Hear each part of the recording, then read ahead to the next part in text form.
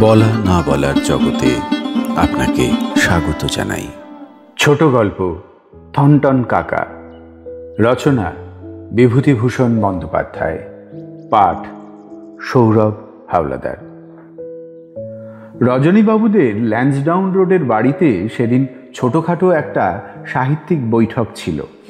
তর্ক আলোচনা ও প্রচুর খাওয়া দাওয়ার মধ্যে সন্ধ্যা বেশ ভালোই কাটল। রজনীবাবু বর্তমানে 7-8টা বড় কয়লা খনি, বর্ধমান জেলার জমিদারি ও সিংভূম জেলার শালবন ও মৌজার মালিক। এসব বাদে কলকাতায় বাড়ি জমি তো আছেই নানা স্থানে।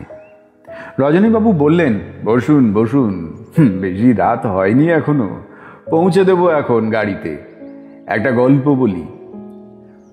আমার তখন বয়স 9 বছর। আমাদের বাড়ি বর্ধমান জেলার বনপাশ স্টেশন থেকে 2 ক্রোশ দূরে একটা ক্ষুদ্র গ্রামে।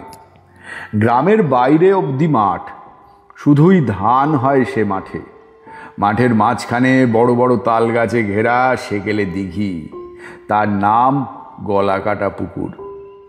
বহু আগে যখন ওসব দেশের ওইসব তেপান্তর মাঠে নির্বান্ধব পথিকদের গলা কেটে ডাকাতেরা লাশ বেমালুম দিঘির জলে পুঁতে রাখত, তখন থেকে ওই নামে চলে আসছে দিঘিটা।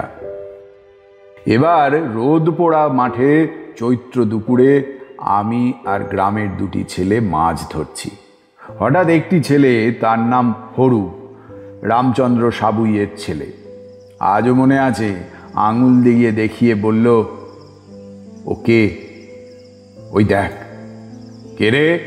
কই, কোথায়? ওই তো বসে। তারপর সবাই মিলে গিয়ে দেখলাম তাল গাছের তলায় এক সাহেব বসে। তার পরনে অতি জীর্ণ ও মলিন তালি দেওয়া প্যান্টালুন, তেমনি কোট, তেমনি জুতো। আমরা কাছে যেতে সাহেব কি একটা বললে আমরা বুঝতে পারলাম না। যে সময়ের কথা বলছি তখন একজন সাহেবকে এ অবস্থায় অজপল্লী গ্রামে দেখা খুব একটা আশ্চর্য বিষয় ছিল।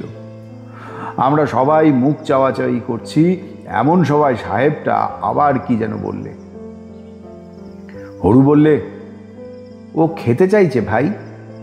আমারও তাই মনে হলো। আমি হাত দিয়ে দেখিয়ে বললাম, আমার সঙ্গে এসো। সেই সাহেবকে নিয়ে আমাদের বাড়ি এলাম। বাবা অবাক হয়ে এগিয়ে এলেন। তিনি মাইনর স্কুলের সেকেন্ড মাস্টার।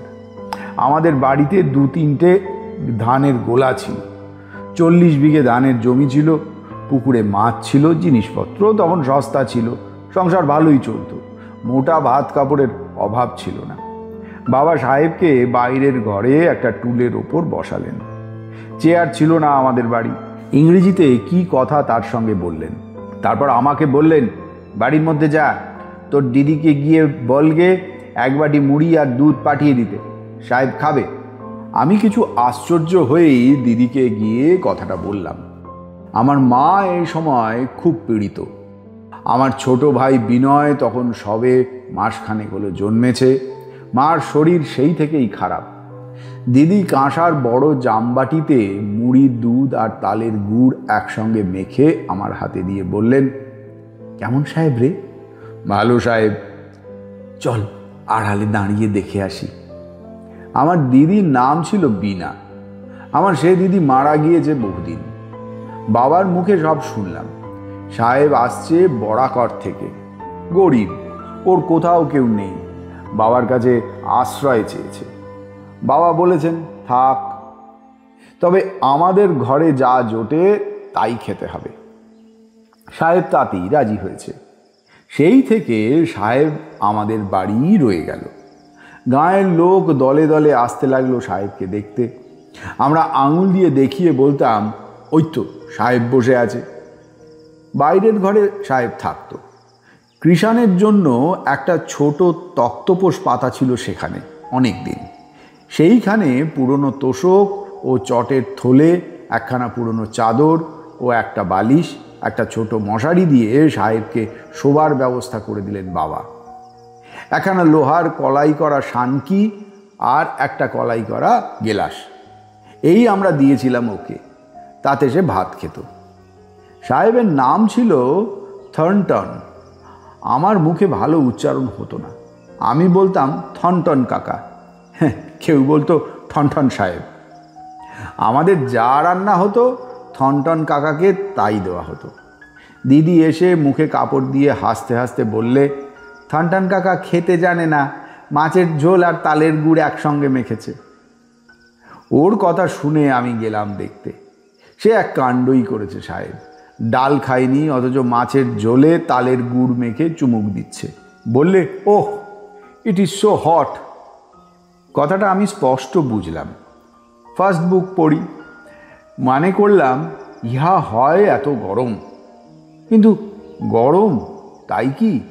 তালের গুড় মাখলে কি গরম কমবে?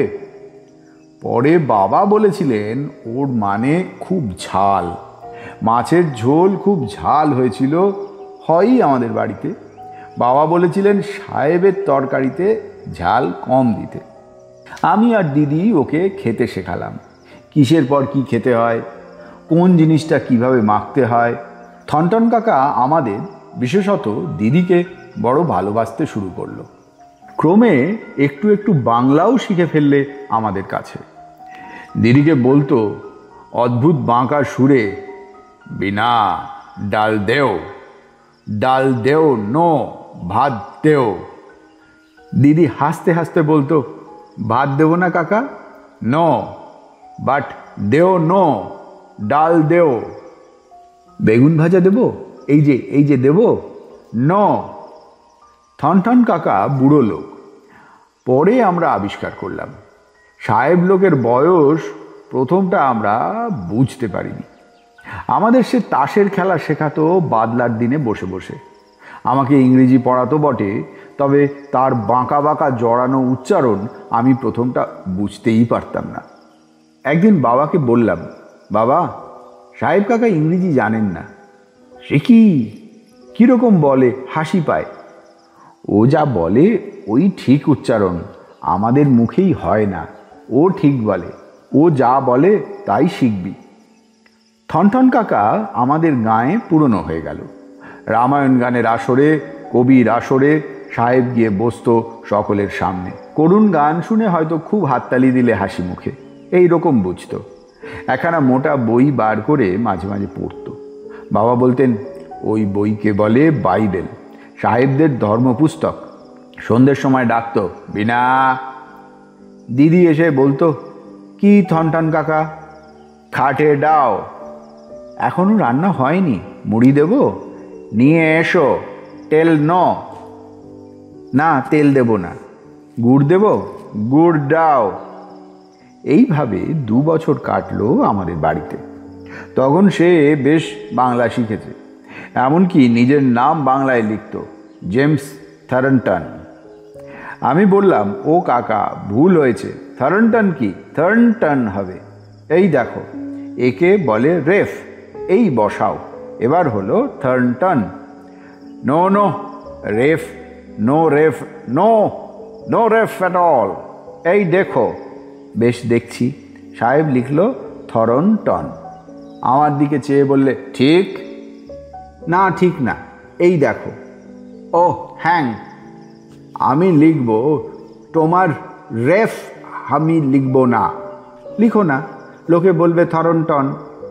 লেট দেম, বলটে দাও। দিলাম। সেবার জ্যৈষ্ঠ মাসে গরমে তাড়াতাড়ি সব আম পেকে গেল। আমি বললাম, থনটন কাকা, আম পেড়ে নিয়ে আসি চলো, পুকুর ধারের বাগান থেকে। আমি সব পাকা আম খাবো। খেও, লগা নিয়ে চলো, আম পাড়তে হবে। কিন্তু আম পাড়তে যাওয়ার আগে পিয়ন এসে একখানা চিঠি আমার হাতে দিয়ে বললে, পড়তে পারো, এ বোধহয় সাহেবের চিঠি। থনটন কাকাকে চিঠিখানা দিলাম। চিঠিখানা পেয়ে হঠাৎ ওর মুখ কেমন হয়ে গেল, সেখানেই খুলে পড়ল। পড়ে কি সব বলতে লাগলো ইংরেজিতে। আর নড়ে না, ওঠেও না। কখনো আপন মনে হাসে, কি বিড়বিড় করে বলে। রাত্রে বাবার কাছে শুনলাম থনটন কাকা অনেক টাকা পাবে বিলেতে। ওর এক খুড়ি না পিসি ছিল, সে মারা গিয়েছে, তার সম্পত্তি পেয়েছে। বিলেতের উকিলরা চিঠি লিখেছে। মাসখানেকের মধ্যে থনটন কাকা দেশে চলে গেল। তারপরে যে কথাটা বলবার জন্য এই গল্পটার অবতারণা, সেটা এখন বলি। যাবার কিছুদিন আগে থনটন কাকা বাবাকে বললে, আমার তুমি অনেক উপকার করেছ, তোমার একটা উপকার আমি যাবার সময় করব। আমার সঙ্গে এক জায়গায় চলো, রেলে যেতে হবে। বাবা গেলেন। বরাকর নদীর কাছাকাছি কোনো একটা পাহাড়ের তলাকার শালবন আর কাঁকুড়ে মাটির ভাঙা দেখিয়ে সাহেব বলেছিল বাবাকে, সমস্ত বাংলাদেশের কয়লা ক্ষেতের মধ্যে প্রথম শ্রেণীর কয়লা আছে এই জমির তলায়। আমি মাইনিং ইঞ্জিনিয়ার, আমি নিজে পরীক্ষা করে দেখেছি। কেন আমি তোমাদের বাড়ি গিয়েছিলাম, কেন এমন অবস্থায় পড়েছিলাম, সে কথা তোমাকে জানাবো সময় মতো। এখন আমার পরামর্শ, এই জমি বন্দোবস্ত নাও কিংবা কেন, কেউ জানে না এর তলায় কি অমূল্য সম্পদ লুকোনো। আমার কথা অবিশ্বাস করো না। একদিন ভেবেছিলাম আমি নিজে এই জমি কিনে নেব বা বন্দোবস্ত করব, কিন্তু অবস্থার ফেরে তা আমার ঘটল না। তার জন্য আমি দুঃখিত নই। তুমি আমাকে নিজের ঘরে নিজের সহোদর ভাইয়ের মতো স্থান দিয়েছিলে, তাই খানিকটা প্রতিদান দিতে পেরে আমি খুশি হয়েছি। আমার কথা শোনো, বড়লোক হয়ে যাবে। বিনার বিয়েতে যৌতুক দিলাম এই জমি, কাউকে সব কথা বলবে না, ঘুণাক্ষরেও না, তাহলে সব যাবে। বাবা বাড়ি এসে মার গহনা বিক্রি করে টাকা নিয়ে আবার চলে গেলেন বরাকরে। সন্ধান নিয়ে জানলেন নিকটবর্তী পালন্ডি মৌজার ডিহি পাঁচপুর কাছারির জমিদার গঙ্গারাম মাহাতোর দুহানি অংশের জমি ওটা। কলকাতার গহুরমোহন পাল দিগর বর্তমান মালিক। গেলেন কলকাতায় জমিদার বাড়ি। গৌরমোহন পাল দিগরের নায়েবকে 20 টাকা ঘুষ দিলেন। নায়েব নকশা ও কাগজপত্র দেখে বললে, এই জমি তো বহুকাল থেকে পতিত, ও আপনি কি করবেন? নায়েবের সুরের মধ্যে কেমন যেন একটা সন্দেহর রেশ রয়েছে। বাবার বুক কেঁপে গেল। বাবা বললেন, চাষবাস করব। ঘুঘু নায়েব হেসে বললেন, সে কি মশাই, পাতুরের ডাঙায় কি চাষ হবে? চাষের জমি হলে এত কালো জমি পতিত থাকে, তাছাড়া ওর ত্রিসীমানায় জল নেই, কিসের চাষ করবেন? গরু মহিষ পুষব, চাষ করব, বাসও করব, সব এরকমই। নায়েব চোখ মিটকি মেরে বললেন, আমায় কি দেবেন? কেন গরিবের উপর জুলুম করবেন? আপনাকে খুশি করব। কত? 100 টাকা। না, ওতে হবে না। 150? না। কত বলুন? 10,000 টাকা, 5 বছর পরে। নগদ দিতে হবে না, লেখাপড়া করুন। এত বড় কলকাতার বড় লোক, এরা কি জানে মশাই? আমি আন্দাজে বুঝেছি। তবে আপনাকে নগদ দিতে হবে না, একটি কর্জনামার খত রেজিস্ট্রি করা থাকবে, বুঝলেন? যেন সেটা আপনি 10,000 টাকা ধার করে নিলেন আমার কাছে। সে হবে না, রেজিস্টার টাকার লেনদেন নিজের হাতে করবে, 10,000 টাকা তো সে দেবে। তার ব্যবস্থা হবে, সব রোগের ওষুধ আছে। জমি রেজিস্ট্রি হয়ে গেল। তবে আমরা জমিদারকেও ফাঁকি দিইনি। এখন সে জমির বার্ষিক নিট 1.5 লক্ষ টাকা আয়। জমিদারের নাবালক ছেলেকে আমরা 2,000 টাকা ফি বছর দিই। আমাদের যা কিছু দেখছেন সব সেই পালান্ডি কয়লার খনি থেকে। এখন আমাদের 10টা কলিয়ারি, কোনোটাই কিন্তু পালান্ডির মতো নয়। পালান্ডি লক্ষ্মীর ঝাঁপি। থনটন কাকার ছবি দেখবেন? চলুন পাশের ঘরে।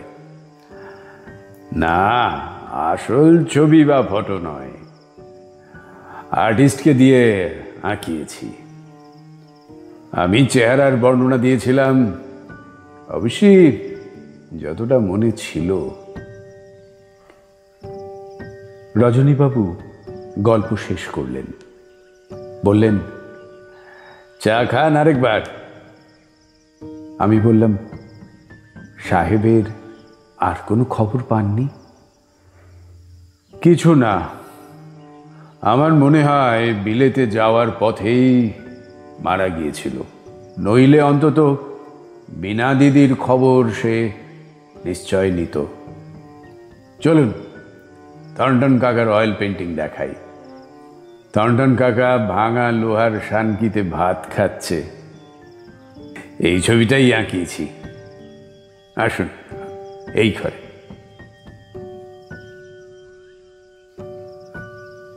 এতক্ষণ শুনলেন ছোট গল্প থর্নটন কাকা। রচনা বিভূতিভূষণ বন্দ্যোপাধ্যায়। পাঠ সৌরভ হাওলাদার। বলা না বলার জগতে এমন নানা কাহিনীর হদিশ থাকছে। অনুগ্রহ করে চ্যানেলটি শেয়ার, লাইক এবং সাবস্ক্রাইব করুন।